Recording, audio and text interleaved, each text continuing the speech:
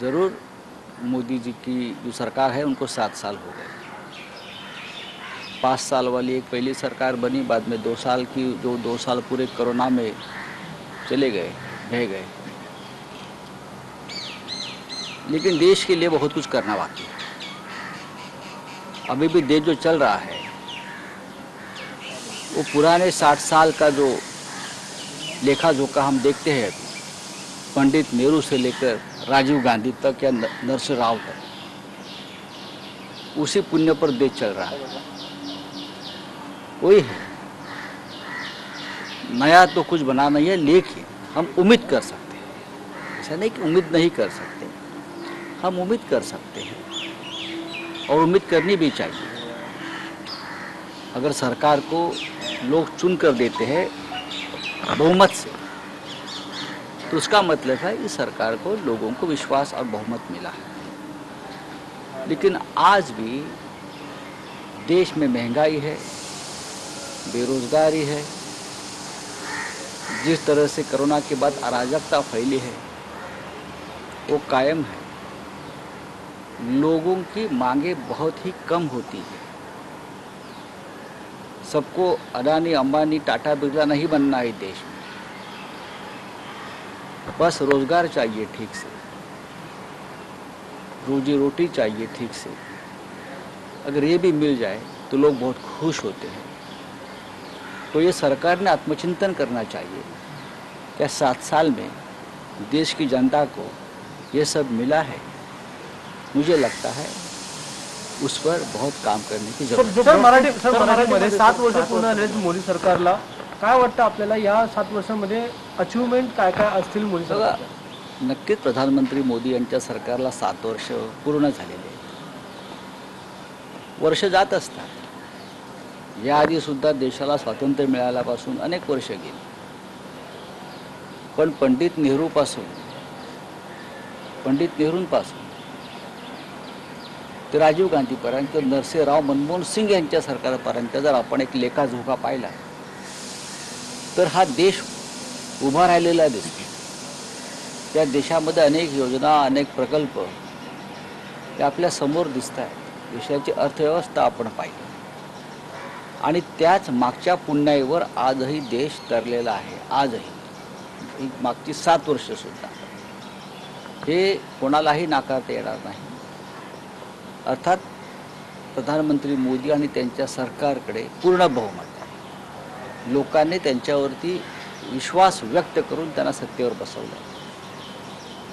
2 वर्ष कोरोनाशी लढण्यात गेलेले आहे आणि प्रधानमंत्री मोदी यांच्याकडे नेतृत्व क्षमता उत्तम प्रकारे आहे आणि आजही त्यांच्याकडून आपण ही अपेक्षा करू शकतो की ते देशाला योग्य दिशा आणि जनतेला योग्य मार्ग दाखवतो. जनतेच्या अपेक्षा फार कमी असतात इतक्या मोठ्या 125 कोटी लोकसंख्येच्या. रोटी, कपडा, मकान ज्याला आपण प्रत्येकाला टाटा, बिर्ला, अंबानी, अडानी हे व्हायची गरज नाही आहे. त्यांची अपेक्षाही नसते. त्यांना महागाईशी सामना करायचा असतो, त्यांना रोजगार हवा असतो, त्यांना उत्तम आरोग्य आणि शिक्षणाविषयी सुविधा हव्या असतात. या सगळ्या गोष्टी आपण गेल्या 7 वर्षात उत्तम प्रकारे देऊ शकलो का? हा प्रश्न सरकारने स्वतःला विचारायचा. सर, कोई करप्शन का चार्जेस नहीं लगाया बकायदा, ये बात ये अच्छी बात है. अच्छी बात है. करप्शन का चार्ज नहीं लगा है, अच्छी बात है. लेकिन फिर भी विपक्ष के नेता जो है प्रमुख राहुल गांधी ने भी बहुत से मुद्दे उठाए थे करप्शन के बारे में. बहुत से, उसका जवाब भी नहीं मिला था उसको. मैं ये नहीं मानता हूँ कि प्रधानमंत्री मोदी जी की सरकार के ऊपर करप्शन के चार्जेस हुए, नहीं हुए, लेकिन कुछ मुद्दे जरूर उठे. लेकिन सरकार को ज़्यादा मेहनत, ज़्यादा लगन से काम करना होगा. जिस प्रकार की हालत इस देश में बनी है, खास करके अर्थव्यवस्था के बारे में, हेल्थ के बारे में, बेरोजगारी के बारे में, तो जनता चाहती है कि उनको बस 2 वक्त की रोटी आप चाहिए और रोजगार. Sir, non BJP rule state के जो सीएम्स हैं, कहीं ना कहीं उनको इम्पोर्टेंस नहीं दिया जा रहा है. जैसे साइक्लोन रिव्यू मीटिंग थी, ममता बनर्जी नदारद रही वो मीटिंग को लेकर. देखिए, पश्चिम बंगाल और केंद्र का संघर्ष तो जारी रहेगा, पहले भी था। लेकिन मैं मानता हूँ कि केंद्र सरकार राज्य सरकारों के माए बाप होते हैं। अगर एक राज्य में एक सरकार चुनकर आई है तो उनका गार्डियन यानी यानी यानी माता पिता सब कुछ केंद्र सरकार होती है। तो पुरानी बातें भूलकर, राजनीतिक विरोध और मतभेद भूलकर राज्य सरकार को अपने बच्चे जैसा पालने का दायित्व केंद्र सरकार का होता है। टूल किट को बात ऐसी है कि ममता बनर्जी ने जो बात कल सामने रखी है वो भी आप नज़रअंदाज नहीं कर सकते।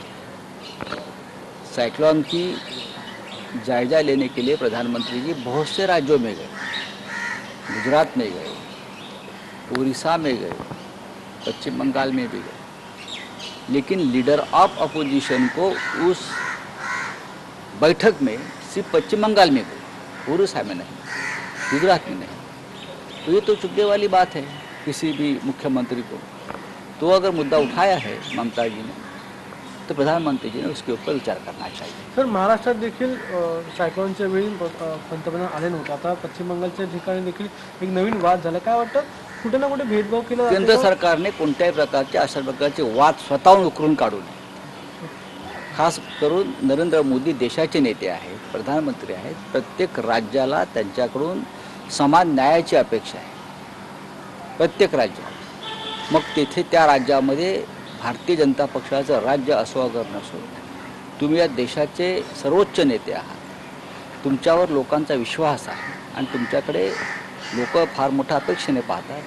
त्याच्यामुळे केंद्रातल्या सरकारनं मी मगाशी म्हटल्याप्रमाणे की आपण सर्व राज्यांचे आणि देशाचे पालक आहोत या भूमिकेतूनच पाहायला हवं। ज्या पद्धतीनं ममता बॅनर्जी यांनी जे प्रश्न उपस्थित केले